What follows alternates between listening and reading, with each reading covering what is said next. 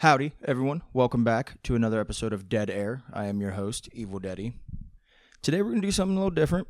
I know last time I said we're going to do something a little different. I guess that's 2 times in a row now. Something a little different. There's not really a procedure to all of this. There's not like a regimen. I'm just kind of winging it. I'm doing what I feel like doing, talking about what I want to talk about.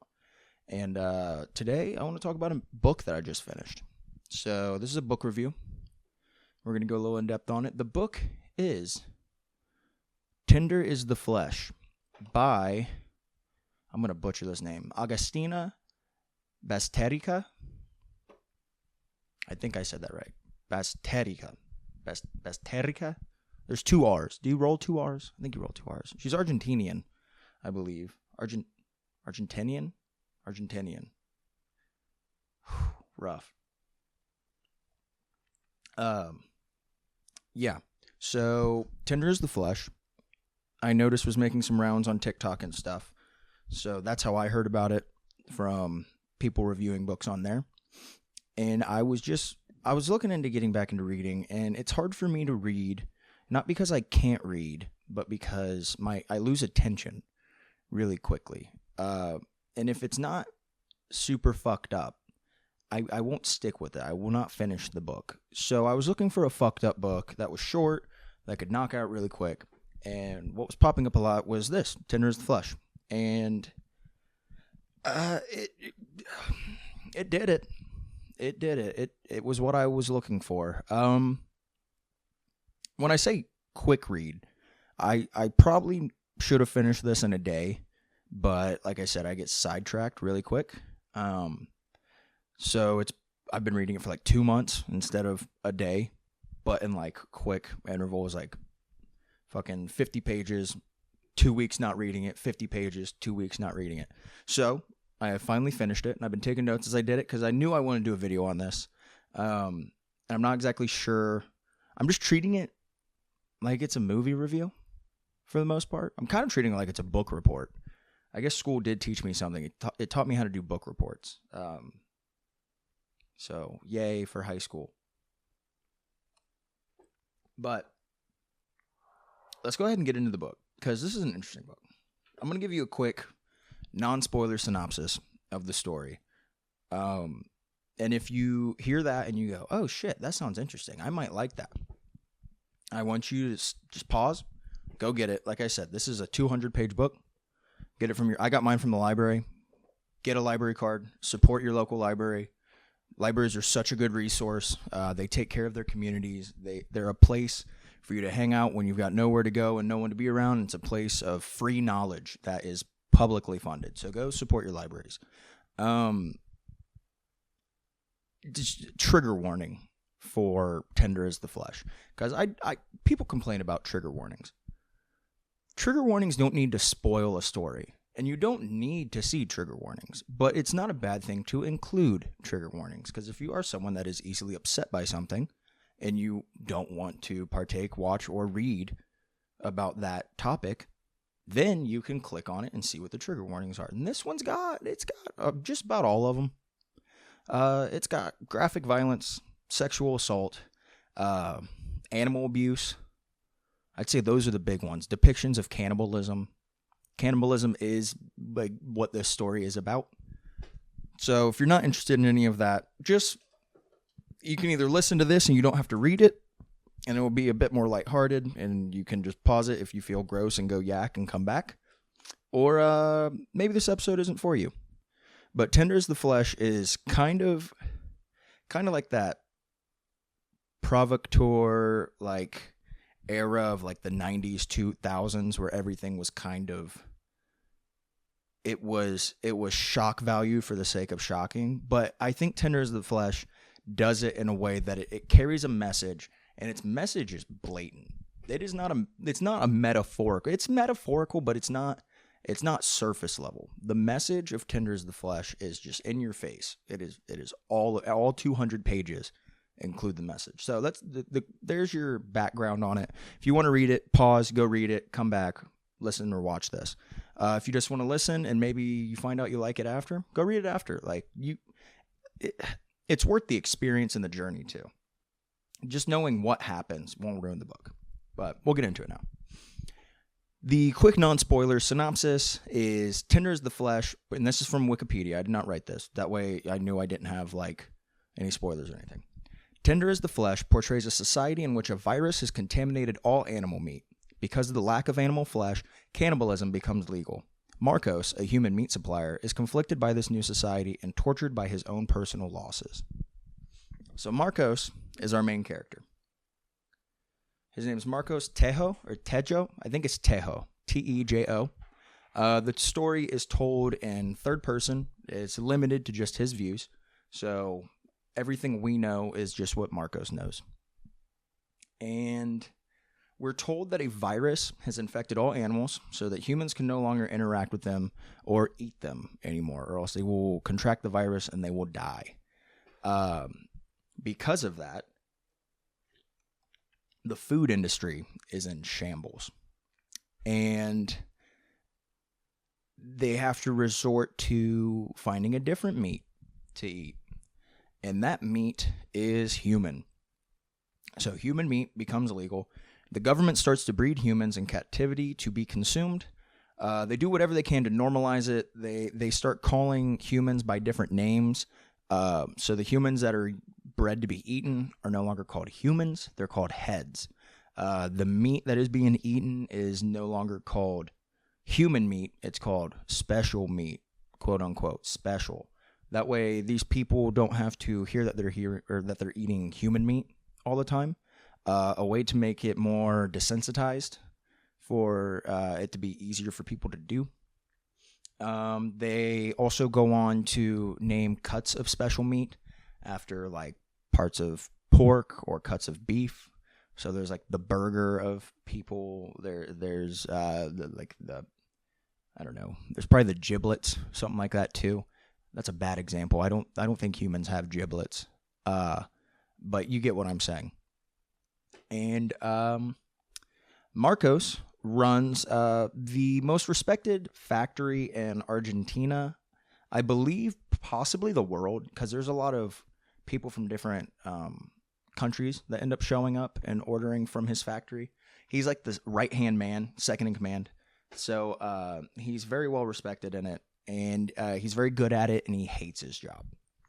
So Marcos never exactly liked his job, but he never thought about it until his son died.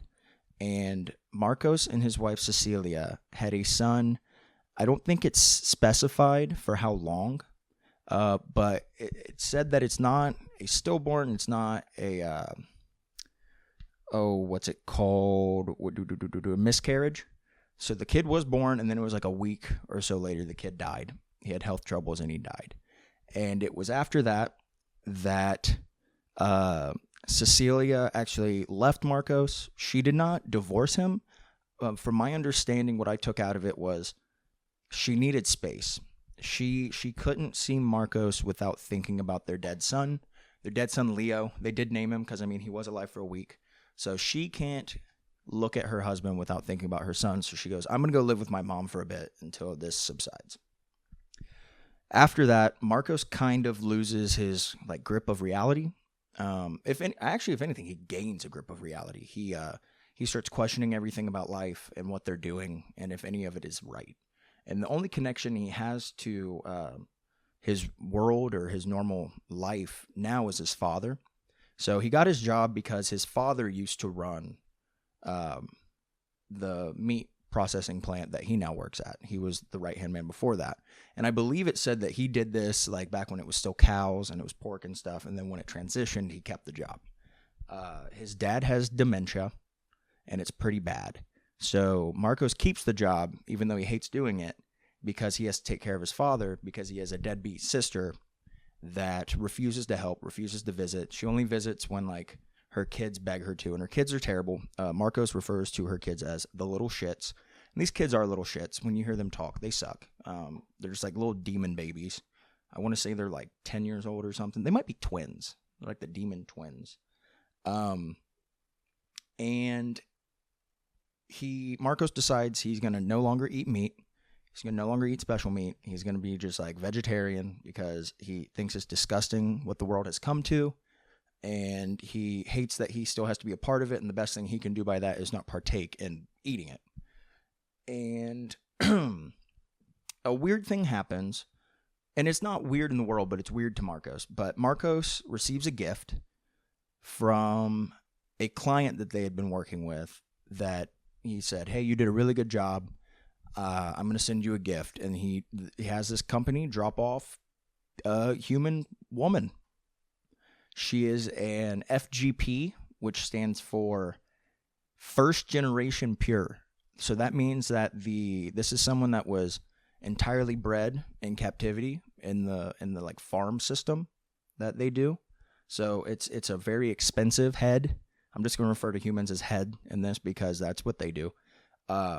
He gets a gift of a very expensive female head.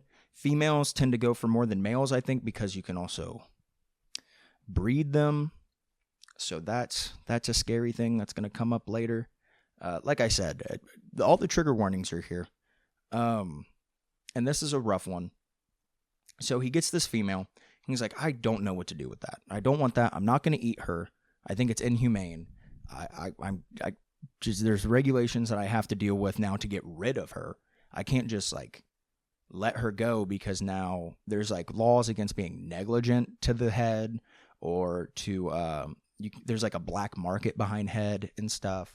So if you just end up having this head and then you sell it without the proper paperwork and stuff, you can go to jail or you can be killed. A lot of the crimes in this world just end in killing people because it leads to more meat that they can process. Because you'll find out later, criminals may or may not be getting processed as meat. Sorry, coffee slurp. Damn, this coffee kind of hitting right now. I bought this coffee like 7 hours ago, and I put it in the fridge because I was like, I'm going to have that when I film. And I did not think I'd be waiting 7 hours to film. So I put some new ice in it. Let's hope it doesn't make me shit my britches while I'm doing this. So he's got her. He's like, I don't know how to deal with that. I'm going to put her in the barn, lock her up, because that's what they do. So you have to realize that in this world, he's not inherently doing the wrong thing. He doesn't like what he's doing. He's putting her away because she is cattle in this world. So it sounds horrible off the get-go. He gets this girl, puts her in the barn. He's like, I'm going to deal with that tomorrow. The next day, he visits one of his butcher, quote-unquote, friends.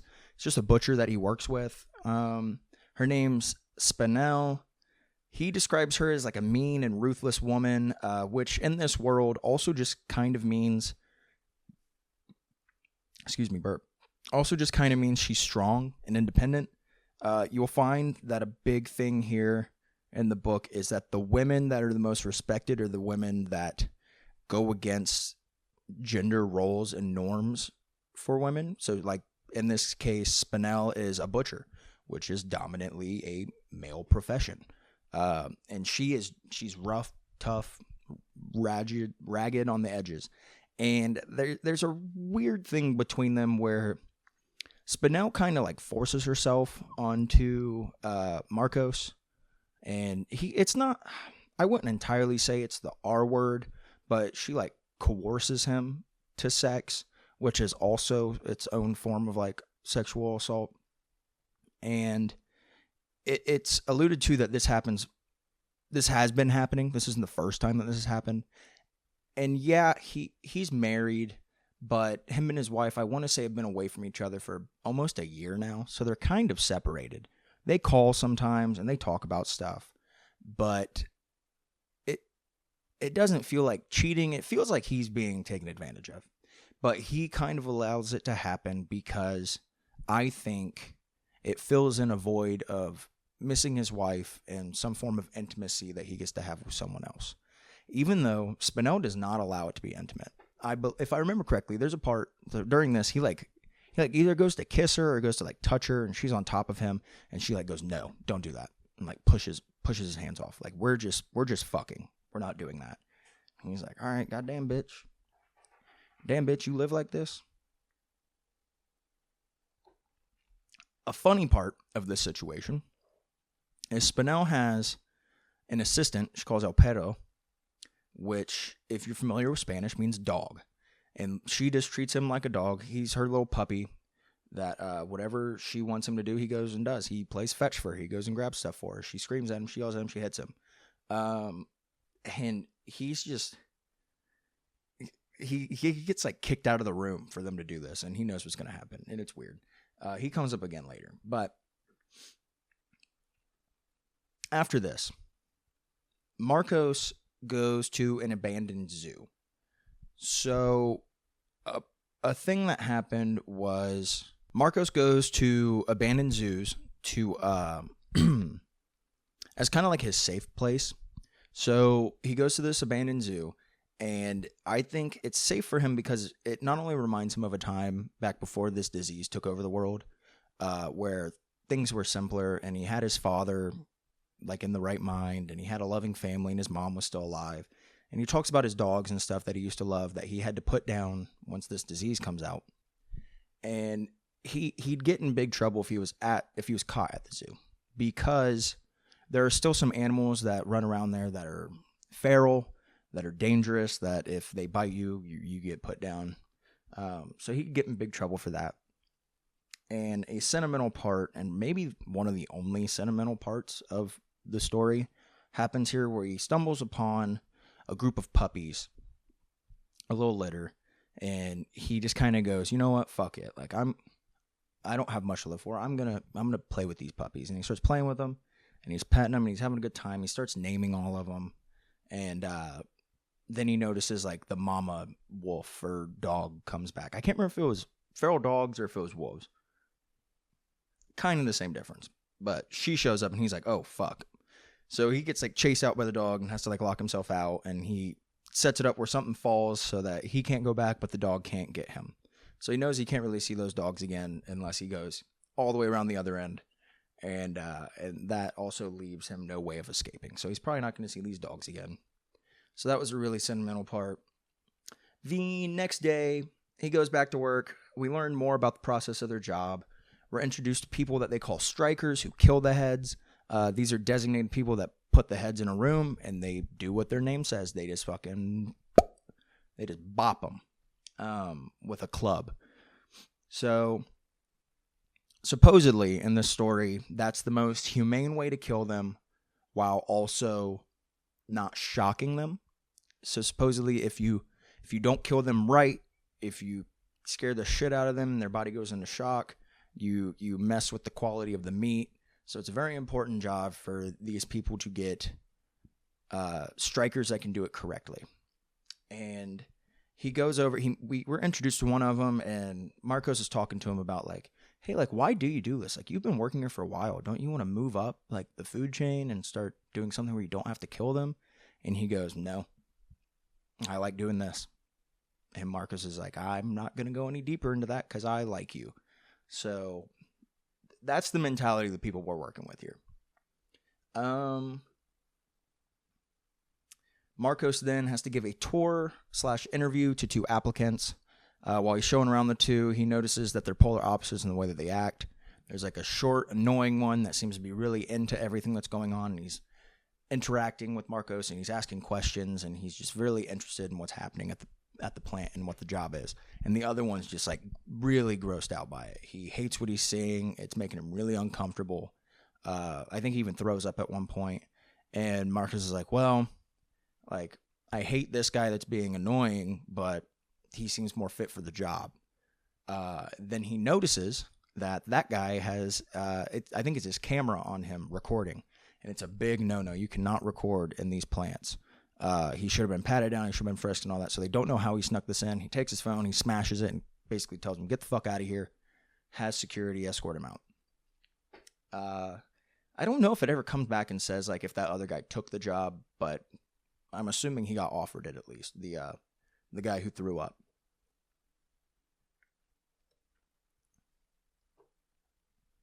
Marcos finds out. Oh wait, I already did that.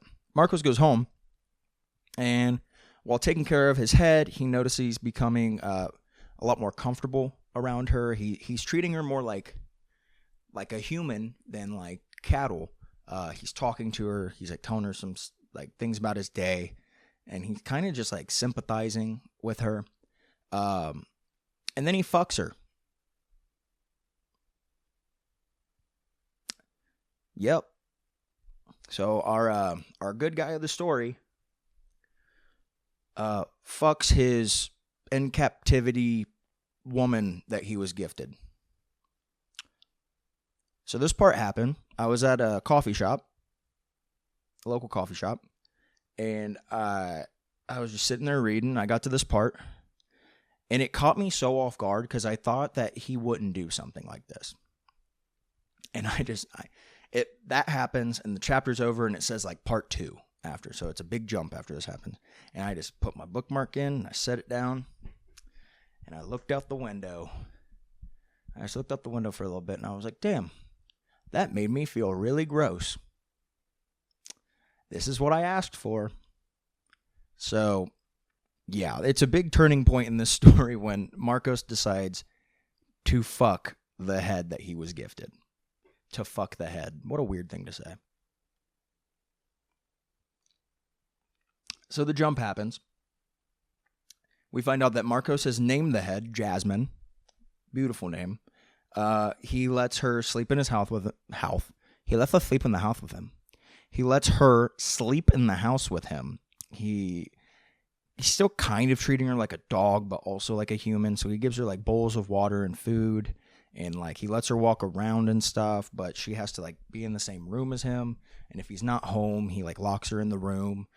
He's got like things baby proofed. That way she doesn't like whack her head on stuff or like slip or hurt herself or like open up a drawer and take out a knife and not know what it is and fucking stab herself. Like I think there's one part during this where he's got the stove on and it's doing the thing of where a baby figures out what hot is and they burn themselves and they put their hand again, like to confirm that they shouldn't do it. She's doing that.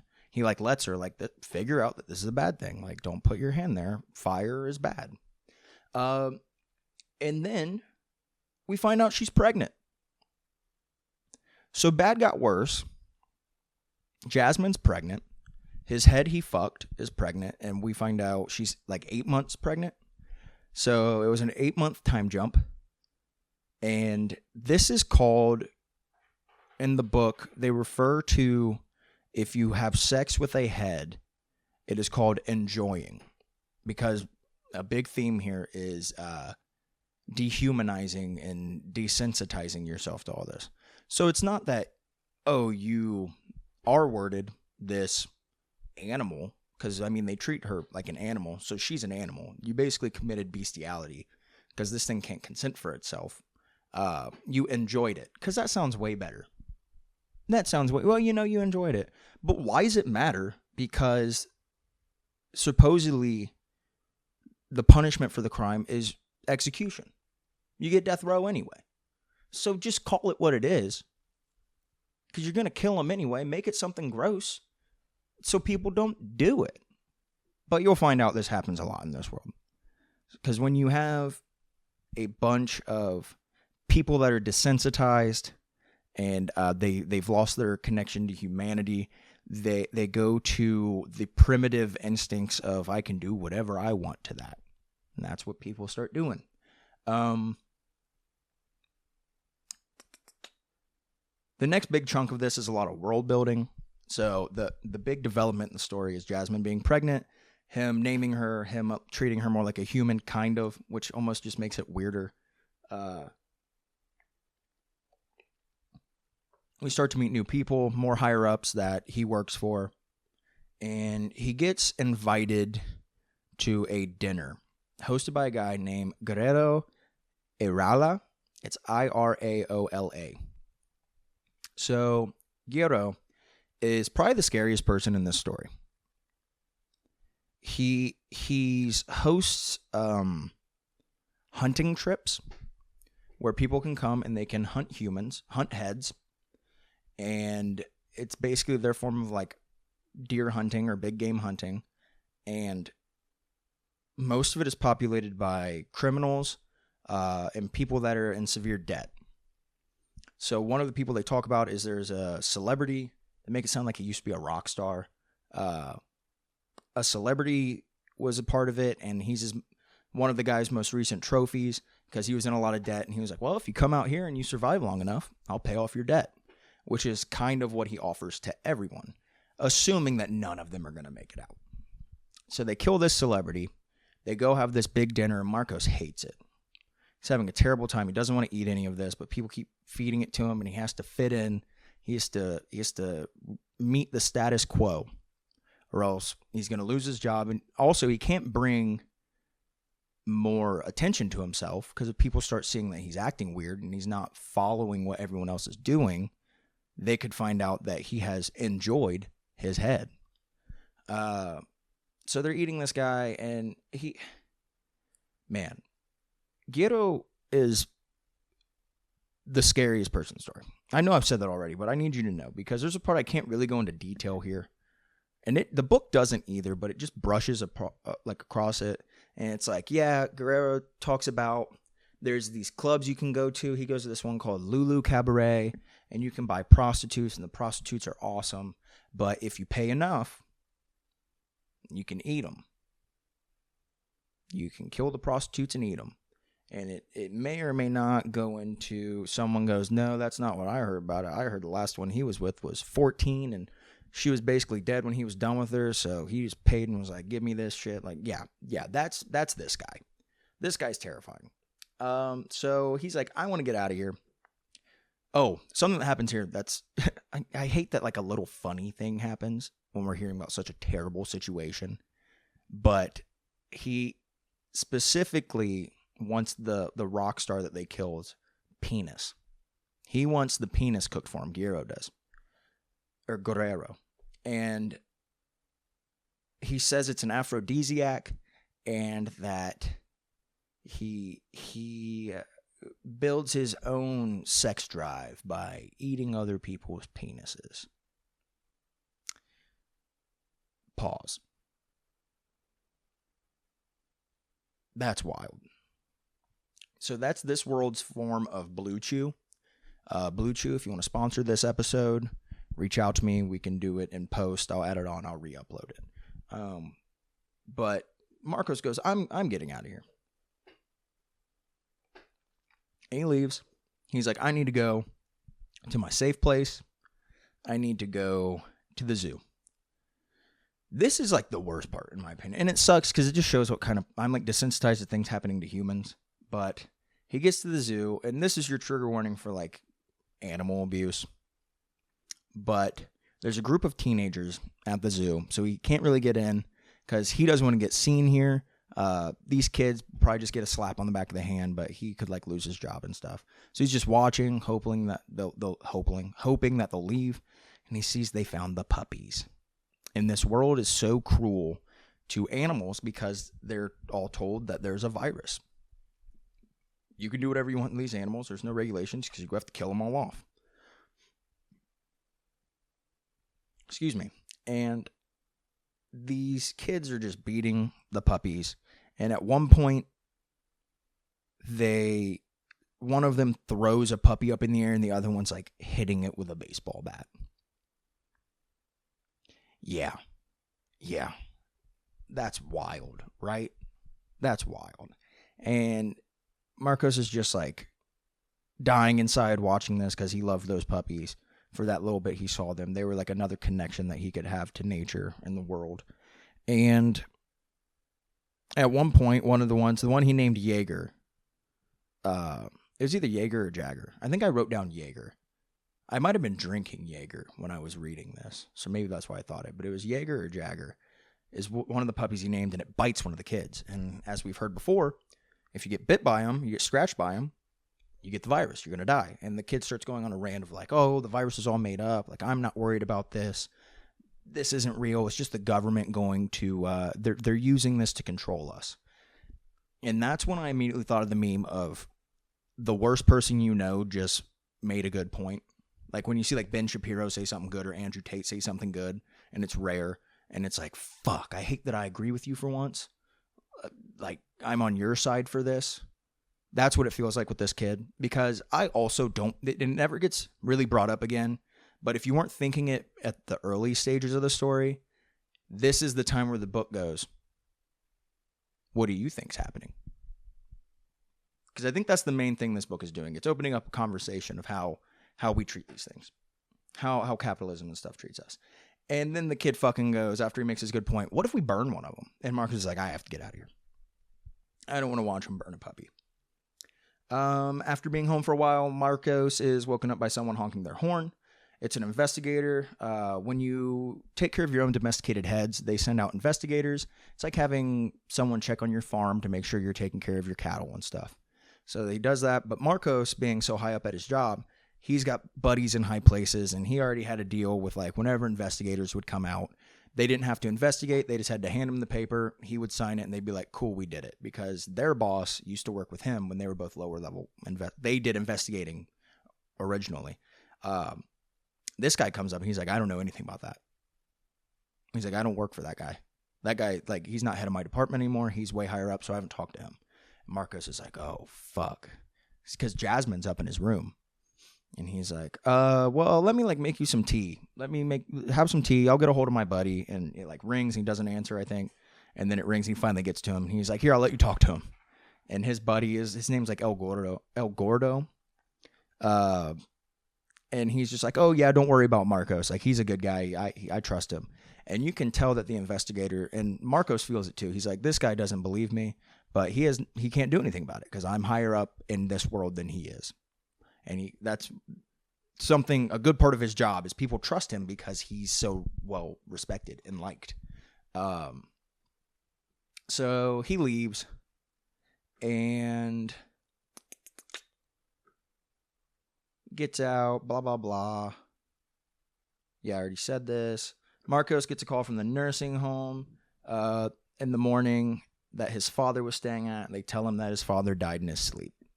So he goes up there. He has him cremated. In this world, you cannot have funerals or normal burials anymore. You have to all have cremations because people will eat your body. They'll dig you up out of the ground and they'll eat you because that's the form of meat now. And like I said earlier, there's this whole black market. There's these people called scavengers out in the world that will steal from places, or they'll dumpster dive and steal human remains out of their dumpsters. But they're basically just homeless people that aren't allowed to hunt or anything. So they have to. We'll get back into them later because they come up one more time. He goes, has her cremated. He has a awkward conversation with a woman that he actually kind of likes there. But once his father has died, you can tell that Marcos has just snapped. That was officially like his last part of his old world and what he cared about. And what's this blinking at me for? Hold on. There we go. Okay. It's just saying that we're going to the next SD card. So Marcos decides he doesn't want to have a farewell service. They don't have funerals anymore. They have farewell services, which is basically just a big party. It's like a going away party. He's like, I don't want to do that, but his sister wants to do that. And because his sister cares about how she fits in the status quo. And because they're both his kids, she gets a say. And because she wants it, they have to have it. She's like, I'll host it. It will be fine. He's like, fuck you, bitch. I hate you. I don't want to do this, but fine, we'll do it. So he takes the urn before the service can happen, because he's like, you'll do the service when I feel like it. I'll let you know when I'm ready. And I think that basically gives her like a week. And he goes to the zoo. Luckily, no teenagers there at this time. He goes to the aviary section, and he just spreads his father's ashes across the aviary section because his dad loved birds. So his dad loved animals. His dad is the one that taught him how to love animals. And specifically, he loved birds. He loved things that could fly. He envied their ability to be free and just go wherever they want. At one point, I think he talks about, his dad's telling him a story of Icarus, and he's talking about how even if Icarus flew too high, at least he got to fly. And I thought that was a really cool quote. So he does that, empties the urn, has his little moment, and that's him going, this is the best I can do for you, Dad. So maybe that's one of two like sentimental parts of this novel. And on his way out, he goes and he just grabs handfuls of dirt, and he's smoking a cigarette, dirt, sand, all in there, puts his cigarette out in the urn, twists it back on, and he goes, I'm going to give this to my sister. because fuck that bitch. She didn't care about dad. She can have a jar full of dirt. So he goes to the farewell service, sees all these strangers he doesn't care about, and then his, I think, niece and nephew, sister, her husband, he's like, you all suck. This place sucks. You have an urn full of dirt up here. You're eating human. You're serving human at a, like, funeral, basically, which is just, lack of better phrasing, like, distasteful. Celebrating a dead human by eating dead human. But a thing that really irks Marcos is he's noticing in all these photos that they are photos that he was in that his sister either had edited or like AI generated in a way to either, and some of them she just full on replaces Marcos and puts herself in there so it looks like she was with their father, or she adds herself into the pictures. And he's like, man, you're making yourself look so good and you did nothing for our dad. And he's like, I'm getting out of here. And he notices that there's like a weird smell coming from the kitchen. He's like, oh no, did she do it? So when he originally went and saw his sister earlier in the book, she's asking him about like, how can I start farming my own heads? Because people domesticate their own, but they have to get like licensed to do it because they have to be able to do it properly. And that's his job. So he should be able to teach her. And he's like, I'm not teaching you that. Don't ask me how to do that. That's disgusting. Like, you don't want to do what I do. And he goes in there and he goes in the kitchen and there's a like freezer. He goes in the freezer and there's a corpse in there that is from a body that she killed herself and all that. And he's like, I'm done. I'm done with being here. I'm done with my sister. He storms out. She chases him out and is basically like, why are you embarrassing me in front of all my friends and my husband and my kids? And he goes, let me go, or I'll tell all of them how you were never there for dad. I'll tell everyone how you didn't give a fuck. Because if you want to care about your status quo, I'll ruin it even more for you. And she goes, all right. She goes inside. Marcos now gets a phone call from work. Perfect timing. Work always calls you at the perfect time. His day off of his dad's funeral or farewell service when he's fighting with his sister. Work calls. They call him. They're like, you need to get here immediately. ASAP. And he's like, oh God, they never call me like this. Like, what's going on? And I don't know if it says it, but I think he thought like, oh fuck, they found out like what I did, what I've been doing. And he gets there and he sees a truck has been turned over like on the way that's like in the distance. And there's a bunch of people just ravaging the truck. And he goes into work and they're watching on camera feeds, everything happening. And it's this group of savages have turned over a head delivery truck that was transporting bodies either from the plant to another place or to the plant to do something with it. Because they also do research. They also do research and stuff there. And these people are so disgusted by the savages. And they're like, we need to kill them, like get them out there, start shooting at them, scare them away. And Marcos is just like, I get it, but they're doing what we do. We were going to eat these people and they're eating these people, but they're the bad people because they're not us. And he doesn't say any of that because he still kind of has to fit into the status quo. He just starts, at one point, and I really like this quote, and I took a picture of it, I didn't write it down, but he says something like, I hate how efficient I am, because he's still fixing their problems even though he hates them. And I was like, damn, that feels kind of relatable after like quitting my job and stuff. I hate how efficient I am. I won't get into that anymore. But this all happens, and I would like if they could have gone more into this, but I think it's a really cool little tidbit of world building that this like Mad Max sequence just happens out of nowhere, and this truck gets turned over and these heads get ripped out. Well, also they killed the driver. The driver wasn't someone that was bred in captivity. He was a guy just working. He gets taken to be eaten. So they figure all that out, and he's like, all right, now I'm going to leave. When he gets home, Jasmine has gone into labor. So she's in the room, she's gone into labor. And because of the situation, Marcos can't like take her to a hospital. He can't take her to work. So he had to be reading up on all this and reading pregnancy books and how to take care of her. He even talks about how he stole an ultrasound machine from work because they breed people there, so they have that. He has access to it. He's not stupid when it comes to this. He takes that from work, and he's been taking care of her and stuff, and he notices that the fluids coming out of her are like green and brown, which is a very bad situation. It means most likely the kid is dying or dead. And he's like, oh, fuck, not again. Like, I can't let this happen again. I'm not going to lose another kid. He calls his wife. He calls Cecilia. He's like, you need to come here right now. I need you. Come home. And at times during this, so at the beginning, Cecilia and Marcos would be on the phone talking. Cecilia would be kind of short with Marcos because she still couldn't see him.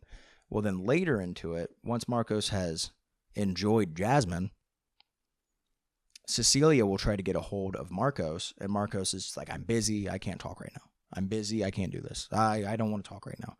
So it swaps. So she's just kind of excited to finally get to see him again. She's been talking about coming back home, and he's been kind of telling her, don't come back now. I'm not ready. She gets there. He meets her out front, and he goes, I need you to have an open mind. And we're all like, by we all, I mean just the voices in my head. Oh, no. Oh, no. What's about to happen? She's going to see it. So she brings Cecilia up to the room. And I didn't mention this earlier, but the heads are literally like branded on their head, like numbers, sort of like a fucking internment camp. So she sees this woman just in the bed in labor that is obviously a head. And she goes, oh my God, Marcos, I can't believe you've done this. Like, what have you done? And she's mortified. And he goes, I can explain it all later, but the baby's going to die. I need your help. Because she's a nurse. And she kind of just like tightens herself up and goes, I'm not letting another baby die. So she goes and she delivers the kid, and Marcos goes out of the room while she's doing that because Cecilia is like, you're just making me nervous. You're making her nervous. Like, get out. Comes back, and Cecilia's holding this baby. She's like, oh my God, it's a boy. Just like their boy, it's a boy. She's holding the baby, and Jasmine, it doesn't have vocal cords. The heads don't have vocal cords. They chop those out so they can't talk or anything, can't communicate. Jasmine's just kind of like reaching out like, oh, my baby. And Cecilia like pulls away like, no. And that's when you go, oh, man. And Jasmine starts to freak out. She's hurt from just having this like terrible labor. Falls out of the bed, like breaks a lamp, like is on the ground. And Marcos goes out of the room, comes back, and he's like consoling Jasmine, and he's calming her down. And he's like, it's okay. I'm here for you. I'm here. It's okay. As if she like understands him. Like she just knows to feel comfortable with his voice and with him being around. And at one point in the book, there's a song called Summertime that he like dances with her and whistles to her all the time. He's whistling it to her, and he's calming her down, and he calms her down. And then once she's calm, he yoinks her up and bops her on the head. Just hits her right in the dome like a striker, and he kills her. And Cecilia goes, oh my God, what are you doing? We could have had more babies. Bitch. More babies? Now you're on board? Baby on board? So now Cecilia figured out what Marcos has been doing. He tried to give them a baby, and he did. He bred a baby with this head, this human being that was bred in captivity and forced to be with him, that he treated as a friend and as a lover, just to kill when he was done with her. And his reasoning for killing her was she looked like a domesticated animal. And I'm pretty sure that's the last line of the book. She looked like a domesticated animal. That's tender as the flesh. So, like I said, that book's a lot.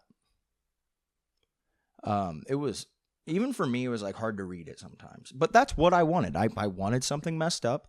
If you want something messed up, I recommend reading this book. I want to get into a couple themes of it, because something I didn't do with Cure is I kind of just, the movie's so long that I gave a full rundown of the movie and then didn't exactly get to say my opinions because my SD card was filling up, so I didn't have time, because I was also like an hour and 15 minutes in. So some themes that are going on here, and a lot of the themes are very blatant. They're really in your face. And a big one, there's two biggest ones. Biggest one, capitalism is bad. Capitalism is bad, okay? I've seen this is where a lot of people don't like the novel. There's hatred towards capitalism and a constant distrust of your government that is all over each chapter of this book. This is a world where capitalism has seemingly reached a point of no return, and everyone that inhabits it is forced to assimilate to the new standards or die and be eaten. So this also goes along with, because it's about the meat industry, specifically that portion of capitalism, which is a huge industry internationally. It is a very big vegan story. Like Marcos himself being someone that is so disgusted by eating meat. Like, our main character hates meat. It's very blatant right there that this is a vegan story, or vegetarian at the least, about how capitalism has turned farming and hunting into profitable forms of running the world, so there's nothing dignified about it. So if you want to be human, be vegetarian, be vegan. Don't treat these animals that they're the things that show the most humanity in these stories. In this story, not these stories. In this story, don't treat them like shit, like they don't have feelings and stuff. Because like we saw at the end with Jasmine, she obviously had feelings. She understood Marcos enough that she trusted him. She probably found a bond of, if she knew what love is, she loved him. And we know she loved her baby because she wanted her baby. She wanted to hold it. She just given birth to it, and they just struck her down. They killed her. Some people don't like this part of it, either because like they just fucking jerk off to capitalism, and that's okay, I guess. If you want to jerk it for the man, do your thing. But you have to understand that there are problems that come along with all forms of government. And capitalism has its problems, just like all of them do. And a big part of it is dehumanizing and making people fight against each other to survive. Survival of the fittest. And people don't like that about this story. And I get that. If you don't like it, that's fine. Other people don't like that there's no subtlety in the way that this is told. But I think that's very much intentional. This story doesn't want you to go, I think this was about capitalism. It wants you to go, oh, fuck, this is about capitalism. What else do I need to read about to find the parallels with what is happening in my real world, in my real life? And it's like a punch in the gut with capitalism. It goes, this is bad, and it fucking bops you on the head like it did to Jasmine. Another thing here is thematically misogyny, just in the world. Misogyny as a construct. The scariest people in this story are all either male, or women that take on male roles. So there's Spinell, that is the butcher that forces herself onto Marcos, which I didn't say, again, later in the story, Marcos goes back, and it's kind of after he's snapped, and she sees like this lifeless look in him and like turns her on, and he like forces himself onto her, and she loves it. And they make El Perro watch. He's like watching through the window of this locked door. And I think at one point it even says like Marcos makes like eye contact with El Perro. That's a weird part that I didn't bring up, that I was like, what the fuck is going on here? But some of these women that take on male roles, male gender norms, do it because they have put themselves in a position to be scary, to be tough, to be harsh, to be brash. There's a doctor in this that runs the facility's research portion, where these people literally call her like the Dr. Mangala of like their world. The way that she treats people, the way that she experiments on the heads. When we meet her, she's experimenting on giving them heroin and seeing how that changes the flavor and the tenderness of the meat by giving them heroin. The woman's insane. And Marcos is just kind of a dick to her. But she also, it talks about how she looks down on women for trying to have families, for not putting themselves in like powerful roles and things like that. So a big theme here, not as big as capitalism, bad, okay, but that misogyny and the use of gender roles is not exactly examined, but it's used to show you who's in charge of this world. When Marcos uses his own power against that investigator to be like, you can't do anything to me. That's his way of doing something similar to fucking Guerrero, who hunts people and goes, well, they can't do anything about it. I'm more powerful than you. When Guerrero is literally eating and stealing the masculinity of these other men that he's killed, when he's munching on dong, he's eating their penises because it's an aphrodisiac that gets him rock hard. It's his capital M masculinity being fulfilled. He's fulfilling his role as like the apex predator. The next big thing is fatherhood, paternity. Marco's father becomes a shell of himself, not only from his dementia, but after the loss of his wife. Marco's father is the reason that Marcos has the job that he has. He's the reason that he keeps it, because he has to take care of his father. And the whole goal of the story, the whole journey that Marcos goes on, is for him himself to be able to become a father, because it was taken from him, and it was the lengths he will go to become that parent that he has now lost, so that he can have the family that he wants, so he can actually fit into the status quo. Hypocrisy is a big thing here, because Marcos is the biggest hypocrite of the story. He vilifies his sister for desensitizing herself and fitting in with everyone, but then he hates her for having her own heads that she domesticates, but then he goes and fucks his. Oh yeah, he wanted a kid. Okay. Try again with your wife, buddy. Try again. No one said you couldn't try again. I get it's not that easy, but maybe don't take this bred in captivity animal and bang it. Don't bang it. That's all you had to do. Don't bang it. And you're not the bad guy of this story. I thought for sure he was going to get caught at some point, but then I was like, you know what? This is supposed to be a depraved book. There's no way there's like a good ending, and Marcos revealing that he's a bad person just like everyone else. We're going to get a bad ending. What else did I have here? Some motifs that stood out in it. Dehumanizing as a motif, with the constant changing of vocabulary that the characters in the world use to make themselves more comfortable with eating people. So what I talked about earlier, where they refer to things as like beef cuts or pork cuts. The tenderloin of special meat is just the fucking back of a human. But instead of saying, I want to eat back, you say, I want to eat the tenderloin.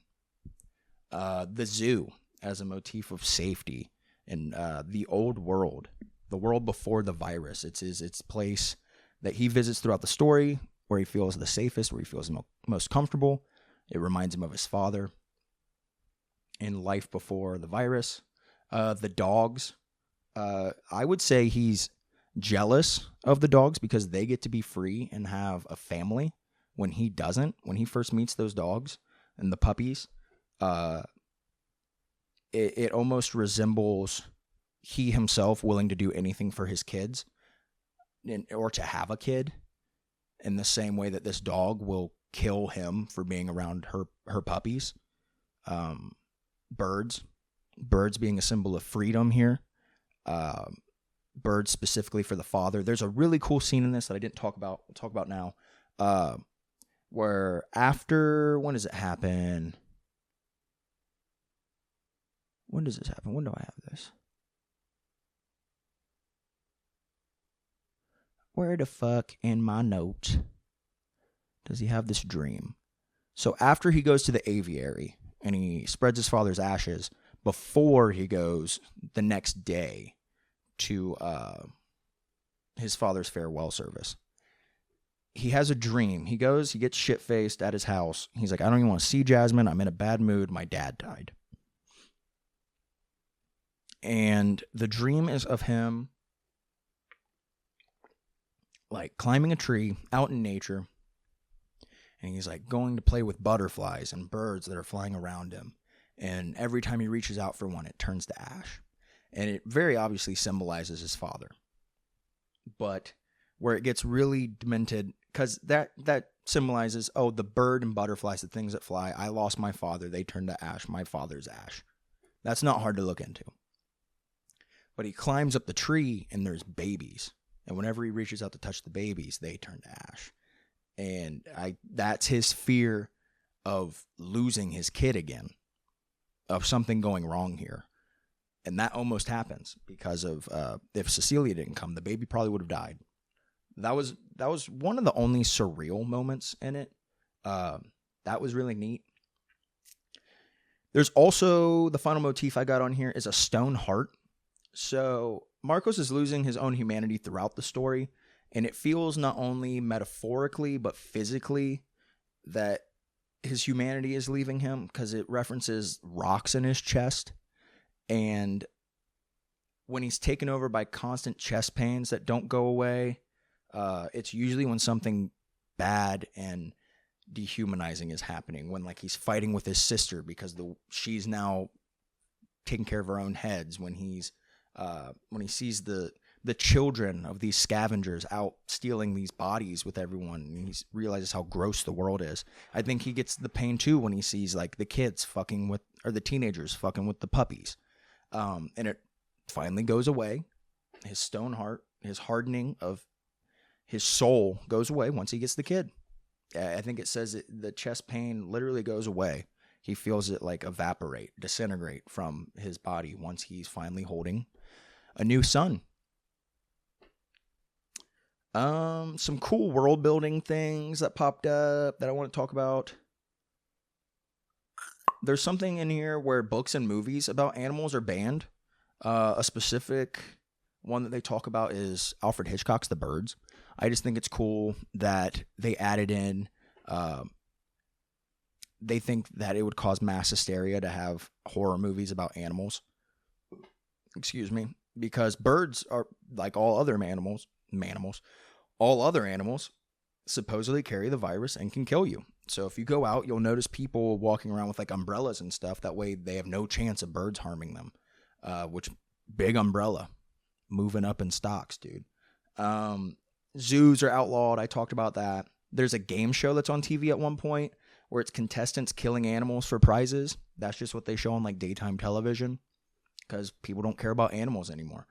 There's no more funerals. Senior citizens, if they don't have family, the senior citizens, it's said that they get sold on the black market and no one really looks at it because the number one crime in the world is now trafficking of humans. So they kind of chalk it up to people go missing every day. What are you going to do? A cool thing was not all countries seem to be taking part in the special meat. Because at one point they're talking about the prices of meat and the meat market adjusting when India decides that they're going to start producing their own special meat. I thought that was neat. Neat meat, skeet, beet, feet. Means there's probably other countries that are abstaining from doing it. It means you don't have to live this way. But India has so many people that they all get excited and they're like, wow, think of all the meat that we're going to be able to get now. It's all going to be so much cheaper. There's a church that's brought up at one point. The Church of Immolation. It doesn't go too deep into this, but you find out there are people that think God wants them to eat each other and wants them to be eaten. That there is a higher power that is happy when it sees them sacrifice themselves for others to be eaten. So Marcos talks about how occasionally they'll have people from the Church of Immolation come into his facility and donate their own bodies to be eaten. But it's they're not bred in captivity, so they're just people that end up freaking out and being like, I don't actually want to do this anymore. I don't want to do this anymore. And then they get killed. They like shit all over themselves, and they normally have worse meat because they freak out. The hunting of celebrities and criminals I talked about.